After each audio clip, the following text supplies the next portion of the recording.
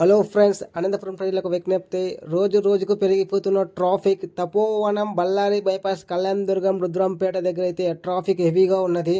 So ఎంతలా అంటే ఇటుపక్క నుంచి అటుపక్క దాటిపోవడానికి కూడా చాలా ట్రాఫిక్ అయితే ఉంది. దాన్ని యూటర్న్ చేసుకొని రావాలి. ఎగ్జాంపుల్ ఇక్కడ తపోవనంలో ఉన్న తపోవనం నుంచి అటుపక్క దాటిపోవాలి సోమనాథ్ నగర్కి. కానీ ట్రాఫిక్ ఫుల్గా ఉన్నది. దీని అయితే యూటర్న్ చేసుకొని పోవాల్సిన అవసరం వచ్చింది మాకు.